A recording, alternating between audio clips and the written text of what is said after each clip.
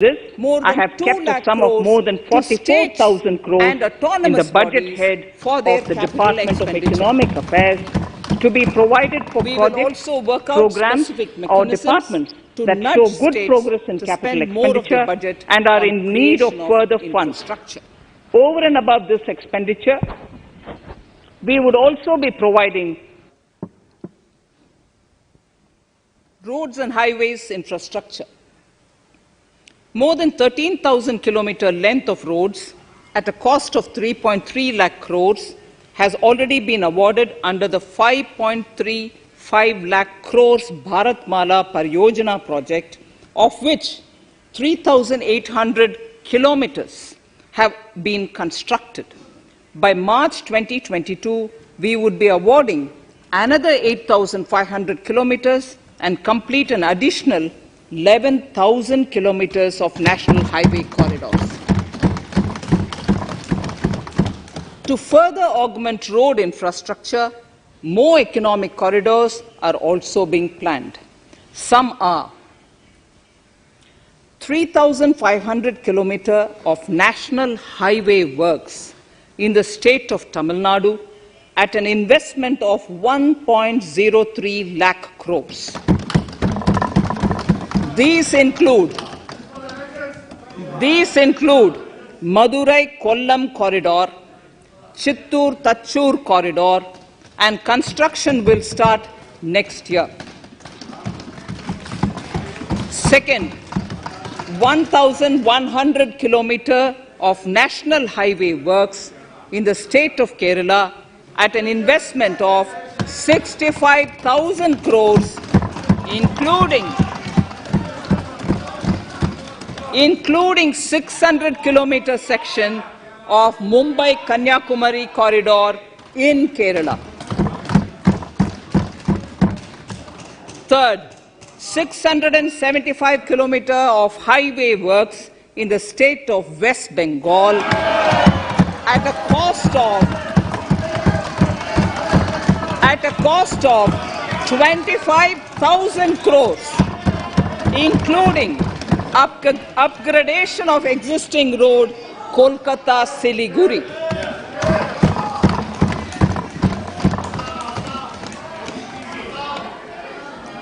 National highway works of around 19,000 crores are currently in progress in the state of Assam. Further works of more than 34,000 crores covering more than 1,300 kilometers of national highways will be undertaken in the state in the coming 3 years. Of around 19,000 crores are currently in progress in the state of Assam. Projects that would see considerable activity. Further works of more than 34,000 crores covering more than 1,300 kilometers of national highways will be undertaken in the state in the coming 3 years. 101 lakh crores, 1,18,000 some of the flagship corridors and other important projects that would see considerable activity in 2021-22. 1,8,230 crores is for capital, the highest ever provided. Railway infrastructure.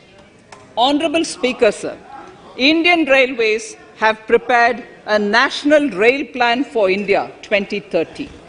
The plan is to create a future-ready railway system by 2030, bringing down the logistic costs for an industry is at the core of our strategy to enable Make in India.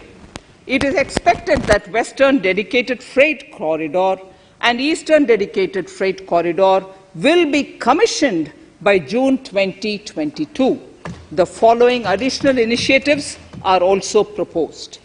The Sonnagar-Gomo sections, 263 kilometers of Eastern Dedicated Freight Corridor will be taken up in PPP mode in this year itself. Gomo-Dankuni section of 274.3 kilometers will be also taken up shortly in short succession. We will undertake future dedicated freight corridor projects, namely East Coast Corridor from Kharagpur to Vijayawada, East-West Corridor from Bhusawal to Kharagpur to Dankuni, and North-South Corridor from Itarsi to Vijayawada. Detailed project reports will be undertaken in the first phase. Broad gauge route kilometers, RKM as they refer to, electrified is expected to reach 46,000 kilometers, 46,000 RKMs. That is 72% by end of 2021 from 41,548 RKMs on 1st October 2020. 100% electrification of broad gauge routes will be completed by December 2023. For passenger convenience and safety, the following measures are being proposed. We will introduce the aesthetically designed Vista Dome LHB coach on tourist routes to give better travel experience to passengers. The safety measures undertaken in the past few years have borne results. To further strengthen this effort, high-density network and highly utilized network routes of Indian Railways will be provided with an indigenously developed automatic train protection system that eliminates train collision due to human error. I am providing a record sum of 1,10,055 crores for railways, of which 1,07,100 crores is for capital expenditure only. Urban infrastructure. We will work towards raising the share of public transport in urban areas through expansion of metro rail networks and augmentation of city bus services. A new scheme will be launched at a cost of 18,000 crores to support augmentation of public bus transport services. The scheme will facilitate deployment of innovative PPP models to enable private sector players to finance, to acquire, to operate, and to maintain over 20,000 buses. The scheme will boost the automobile sector, provide fillip to economic growth, create employment opportunities for our youth, and enhance ease of mobility for urban residents.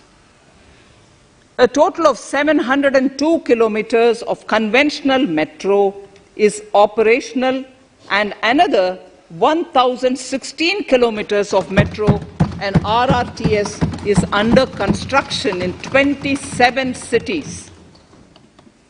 Two new technologies, that is Metro Lite and Metro Neo, will be deployed to provide metro rail systems at much lesser cost with same experience, convenience, and safety in Tier 2 cities and peripheral areas of Tier 1 cities also. Central counterpart funding will be provided to Kochi Metro Railway Phase 2 of 11.5 kilometer at a cost of 1,957.05 crores. Chennai Metro Railway Phase 2 of 118.9 kilometers at a cost of 63,246 crores. Bengaluru Metro Railway Project Phase 2A and 2B of 58.19 kilometers at a cost of 14,788 crores. Nagpur Metro Rail Project Phase 2 and Nashik Metro at a cost of 5,976 crores and 2,092 crores respectively. Power infrastructure.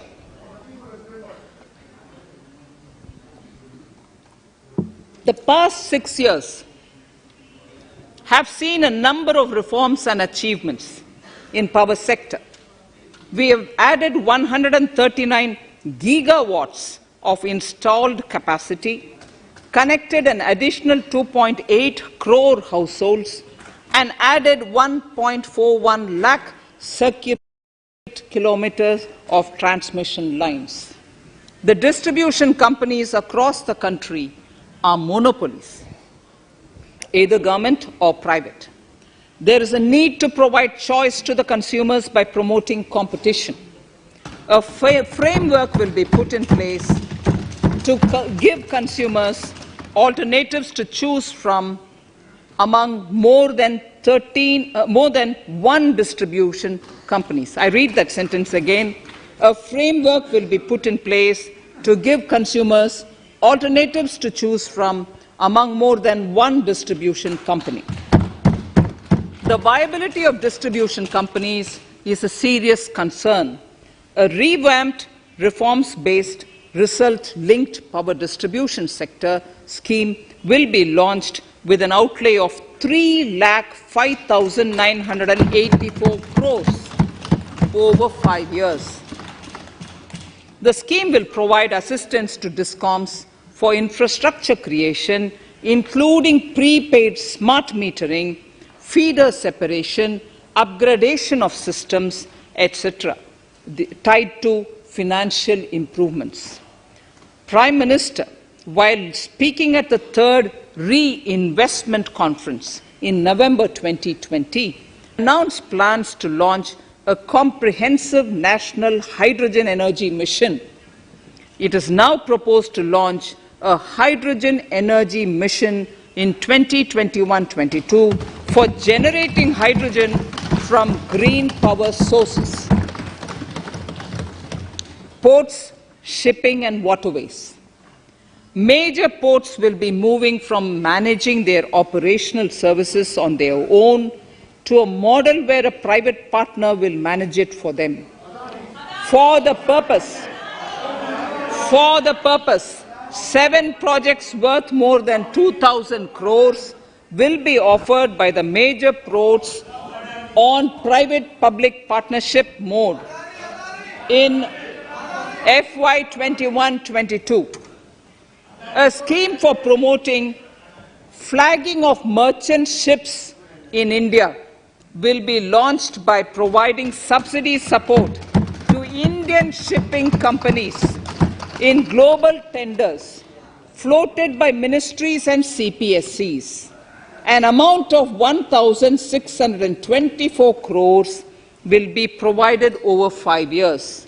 This initiative will enable greater training and employment opportunities for Indian seafarers, besides enhancing Indian companies' share in global shipping. India has enacted Recycling of Ships Act in 2019 and acceded to the Hong Kong International Convention. Around 90 ship recycling yards at Alang in Gujarat have already achieved HKC-compliant certificates. Efforts will be made to bring more ships to India from Europe and Japan. Recycling capacities of around 4.5 million light displacement ton LDT will be doubled by 2024. This is expected to generate an additional 1.5 lakh jobs for our youth. Petroleum and natural gas. Our government has kept fuel supplies running across the country without interruption during the COVID-19 lockdown period. Taking note of the crucial nature of the sector in people's lives, the following key initiatives are being announced. 1. Ujjwala scheme, which has benefited 8 crore households, will be extended to cover 1 crore more beneficiaries.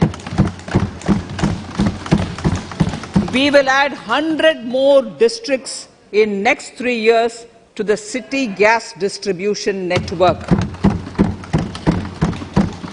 A gas pipeline project will be taken up in the Union Territory of Jammu and Kashmir.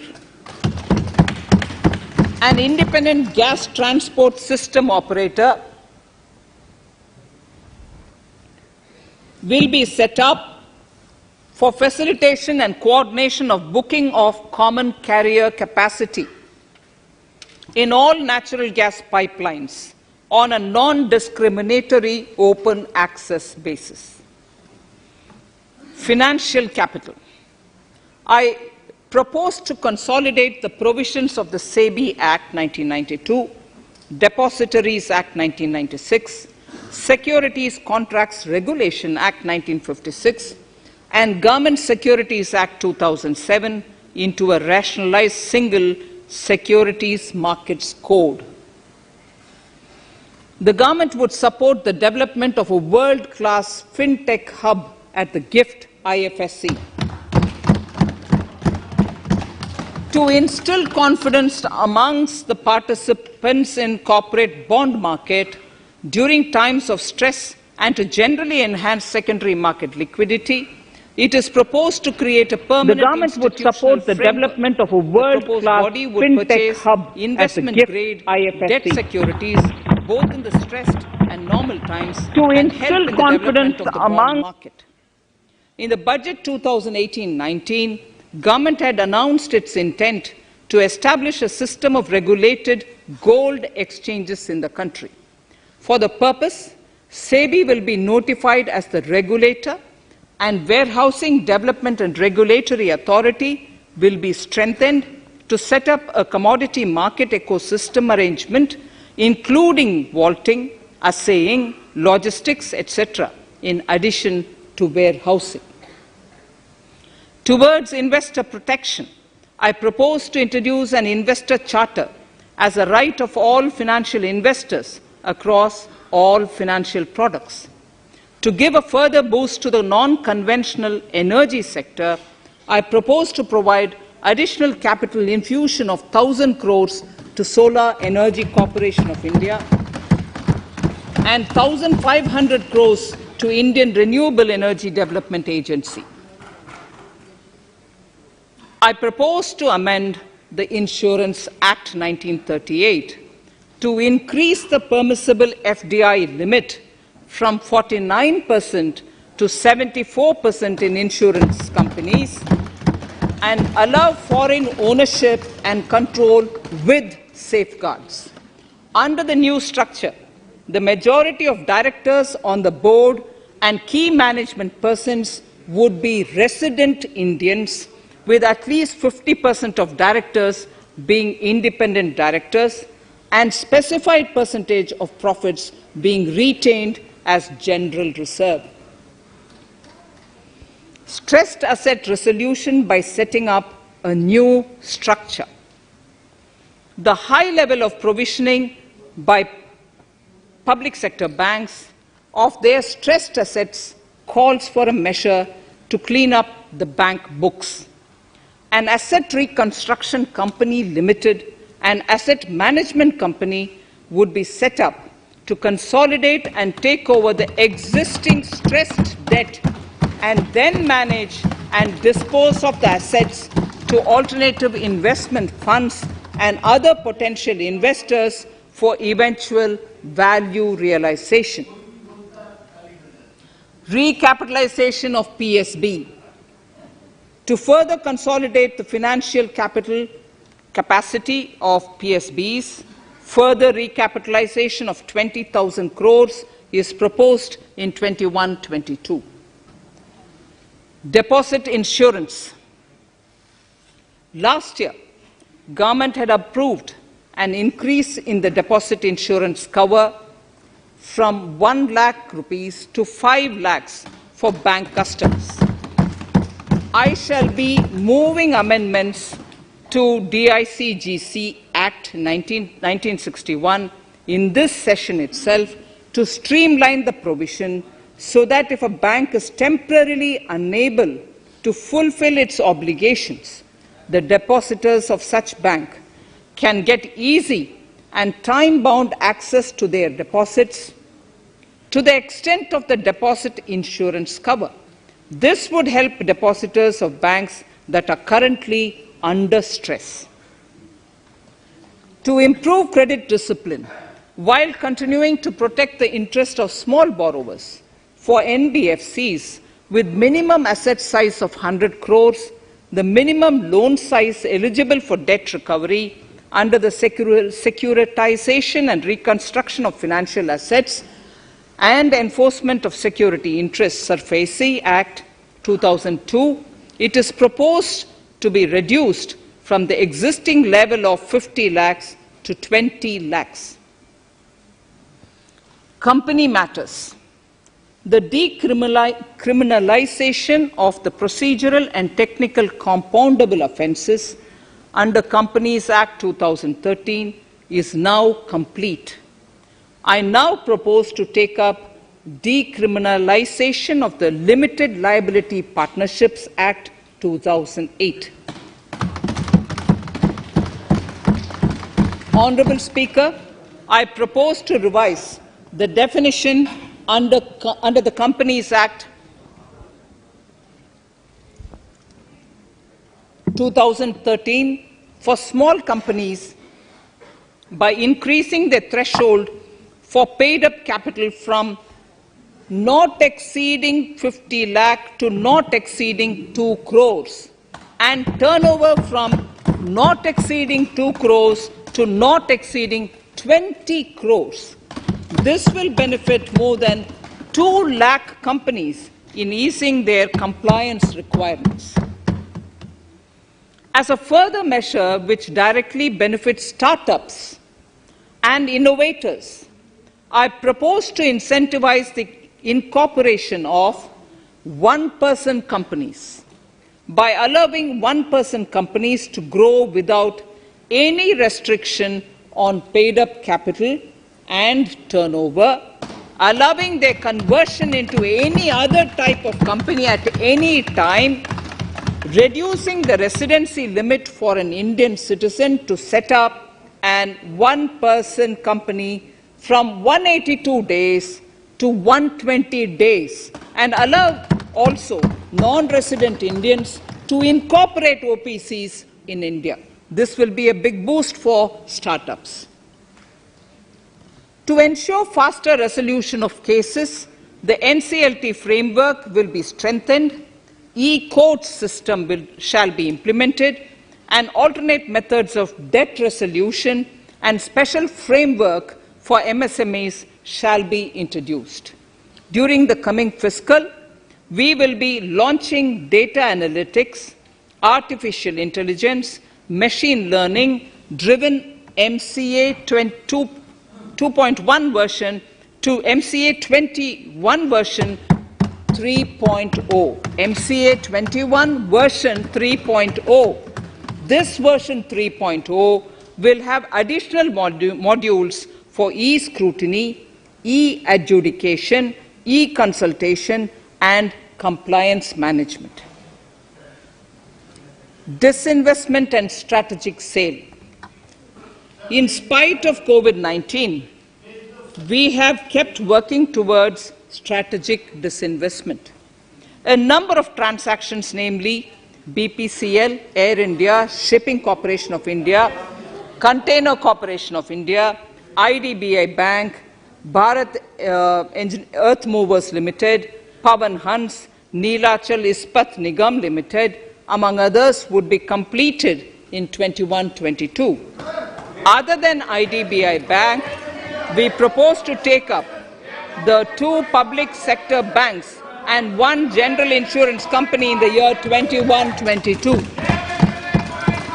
This would require legislative amendments, and I propose to introduce the amendments in this session itself.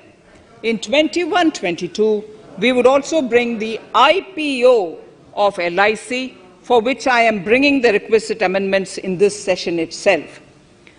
In the Atmanirbhar package, I had announced that we will come out with a policy of strategic disinvestment of public sector enterprises. I am happy to inform the House that the government has the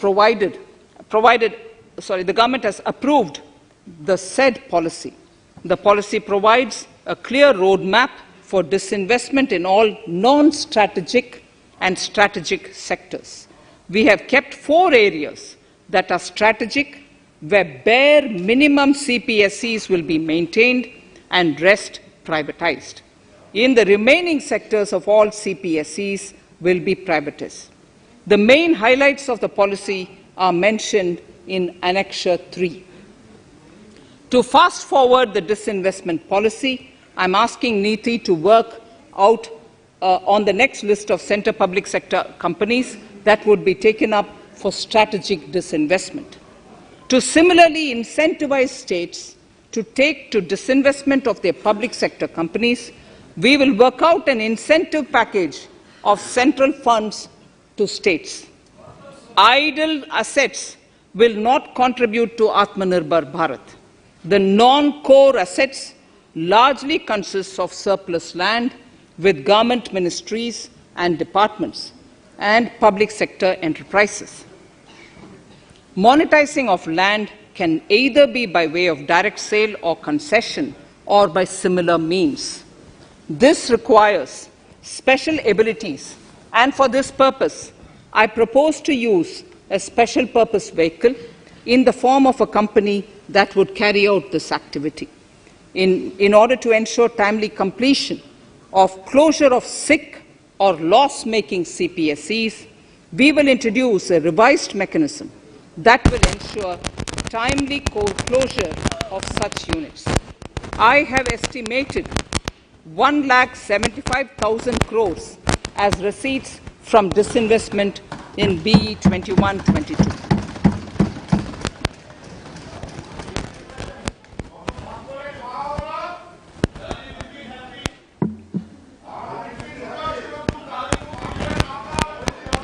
Government financial reforms.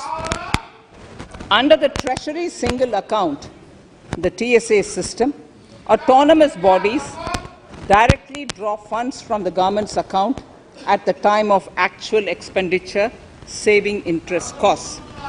We will extend the TSA system for universal application from 21-22. On the recommendation of the 15th Finance Commission, we have undertaken a detailed exercise to rationalize and bring down the number of centrally sponsored schemes. This will enable consolidation of outlays for better impact. The government is committed to the development of multi-state cooperatives and will provide all support to them. To further streamline the ease of doing business for cooperatives, I propose to set up a separate administrative structure for them. So the third pillar of Atmanirbhar Bharat, inclusive development for aspirational India. Honorable Speaker, sir, under this pillar, I will cover agriculture and allied sectors, farmers' welfare and rural India, migrant workers and labour, and financial inclusion. Agriculture. Our government is committed to the welfare of farmers. The MSP regime has undergone a sea change to assure price that is at least 1.5 times the cost of production across all commodities.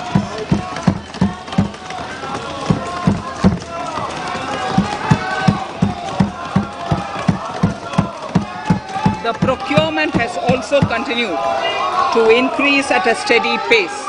This has resulted in increase in payment to farmers substantially. In case of wheat, a total amount paid to farmers in 2013-14, Honorable Speaker, sir, the data that I give now is important for all honorable members to kindly hear. In case of wheat, the total amount paid to farmers in 2013-14 was 33,874 crores. In 2019-20, it was 62,802 crores. And even better, Honorable Speaker, in 2020-2021, this amount paid to farmers was 75,060 crores.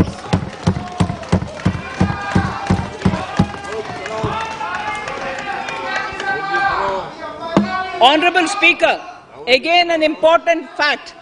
The number of wheat growing farmers that were benefited increased in 2020-21 to 43.36 lakhs compared to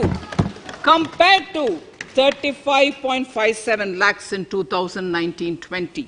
That much of an increase within 1 year. For paddy, again an important data. For paddy, the amount paid in 2013-14 was 63,928 crores. In 2019-20, this increased to 1,41,930 crores. Even better, in 2020-2021, this is further. In 2020-21, this is further estimated, and I'm saying this is further estimated because the procurement is ongoing, and therefore I can't give you the final figure. This is further estimated to increase to 1,72,752 crores. The number of farmers benefited increased from 1.24 crores in 2019-20 to 1.54 crores in 2020-21. In the same way, Honorable Speaker, sir, in the case of pulses, the amount paid in 2013-14 was 236 crores. In 2019-20, this was increased to 8,285 crores. Now in 2021, it is at 10,530 crores. More than 40 times increase from 2013-14. The receipts to cotton farmers have seen a stupendous increase from 90 crores in 2013-14 to 25,974 crores I'm giving you data as of 27th January 2021. This is bound to increase. From 90 crores for cotton farmers in 2013-14 to 25,974 crores in 2021. All the details in complete narration is available in Annexure 4 to my speech. Early this year, Honorable Prime Minister had launched the Swamitva scheme. Under this, a record of rights is being given to property owners in villages. Up till now, about 1.80 lakh property owners in 1,241 villages have been provided cards. I propose during 21-22 to extend this to cover all states and union territories. To provide adequate credit to our farmers, I have enhanced the agricultural credit target to 16.5 lakh crores in this year. We will focus on ensuring increased credit flow to animal husbandry, Pashupalan, dairy, and to Matsyakar, to the fisheries. We are enhancing the allocation to the Rural Infrastructure Development Fund from 30,000 crores to 40,000 crores. The Micro Irrigation Fund, with a corpus of 5,000 crores, has been created under NABARD. I propose to double it by augmenting it by another 5,000 crores. To boost value addition in agriculture and allied products and their exports, the scope of Operation Green Scheme, that is presently applicable to only tomatoes, onions, and potatoes, will be enlarged to include 22 perishable crops. Around 1.68 lakh crore farmers, around 1.68 crore farmers are registered, and 1.14 lakh crores of rupees trade value has been carried out through e-NAMs, the National Agricultural Market. Keeping in view the transparency and the competitiveness that e-NAM has brought into the agricultural market, 1,000 more mandis will be integrated with e-NAM. Honorable Speaker, sir, with all this, the Agricultural Infrastructure Fund would be made available to the APMCs for augmenting their infrastructure facilities.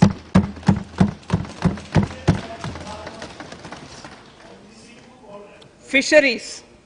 I am proposing substantial investments in the development of modern fishing harbors and fish landing centers. To start with, 5 major fishing harbors, Kochi, Chennai, Visakhapatnam, Paradip, and Petua Ghat, will be developed as hubs for economic activity. We will also develop inland fishing harbors and fish landing centers along the banks of rivers and waterways. Seaweed farming is an emerging sector with potential to transform the lives of coastal communities. It will provide large-scale employment and additional incomes. To promote seaweed farming and cultivation, I propose a multi-purpose seaweed park to be established in Tamil Nadu. Migrant workers and laborers. We have launched the One Nation, One Ration Card scheme, through which beneficiaries can claim their rations anywhere in the country. Migrant workers in particular benefit from the scheme. Those staying away from their families can partially claim their ration where they are stationed, while their family in their native places can claim the rest. I am happy to inform you that One Nation, One Ration Card plan is under implementation by 32 states and union territories,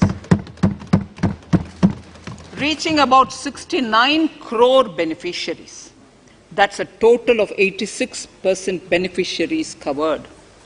The remaining 4 states and UTs will be integrated in the next few months. To further extend our efforts towards the unorganized labor force, migrant workers in particular, I propose to launch a portal that will collect relevant information on gig workers, building and construction workers, among others. This will help formulate health, housing, skill, insurance credit, and food schemes for all migrant workers. We will conclude a process that began 20 years ago with the implementation of the 4 labor codes. For the first time globally, social security benefits will be extended to gig and platform workers.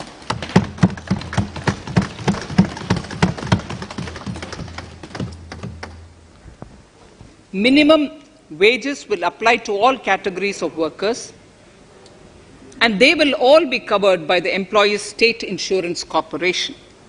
Women will be allowed to work in all categories and also in the night shifts with adequate protection. At the same time, compliance burden on employers will be reduced with a single registration and licensing and online returns. Financial inclusion. To further facilitate credit flow under the scheme of Stand Up India for the scheduled castes and scheduled tribes and also women, I propose to reduce the margin money requirement from 25% to 15% only, and to also include loans for activities in allied sectors, in allied activities in agriculture. We have taken a number of steps to support the MSME sector. In this budget, I have provided 15,700 crores to this sector, more than double of the last year's B. Honourable Speaker, sir, I now go to the fourth pillar, reinvigorating human capital. The national education policy announced recently has had good reception. In school education, more than 15,000 schools will be qualitatively strengthened to include all components of the national education policy. They shall emerge as exemplar schools in their regions, hand-holding and mentoring other schools to achieve the ideals of policy. 100 new Sainik schools will be set up in partnership with NGOs, private schools and states. Higher education. In Budget 2019-20, I had mentioned about the setting up of a Higher Education Commission in India. We would be introducing the legislation this year to implement the same. It will be an umbrella body having 4 separate vehicles for standard setting, accreditation, regulation and funding. Many of our cities have various institutions, universities and colleges supported by the Government of India. Hyderabad, for example, has in 9 such cities. We will create a formal umbrella structure so that these institutions can have better synergy while also retaining their internal autonomy. A glue grant will be set aside for this purpose. For accessible higher education in Ladakh, I propose to set up a central university in Leh.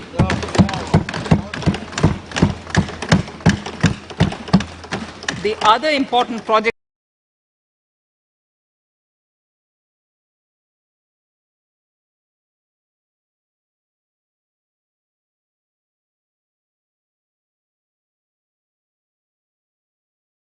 are model residential schools in our tribal areas.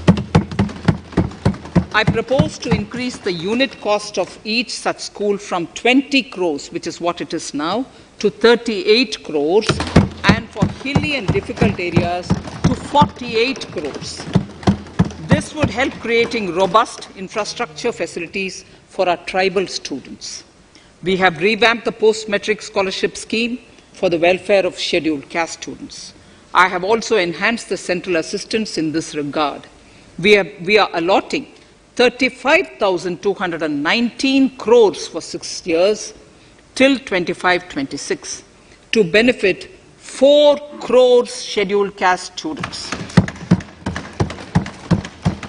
Skilling. In 2016, we had launched the National Apprenticeship Promotion Scheme. The government proposes to amend the Apprenticeship Act with a view to further enhancing apprenticeship opportunities. I have also enhanced the central assistance. We will realign the existing scheme of National Apprenticeship Training Scheme for providing post-education apprenticeship, training of graduates and diploma holders in engineering. Over 3,000 crores will be provided for this purpose. An initiative is underway, Honourable Speaker, in partnership with the United Arab Emirates to benchmark skill qualifications, assessment and certification, accompanied by the deployment of certified workforce. We also have a collaborative training, inter-training program between India and Japan to facilitate transfer of Japanese industrial and vocational skills, techniques and knowledge. We will take forward this initiative with many more countries also.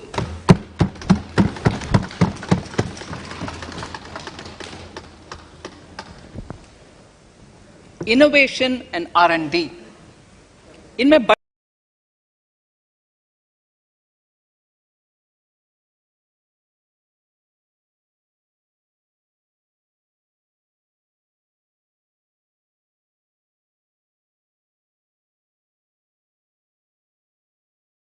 knowledge. We will take forward this initiative with many more countries also.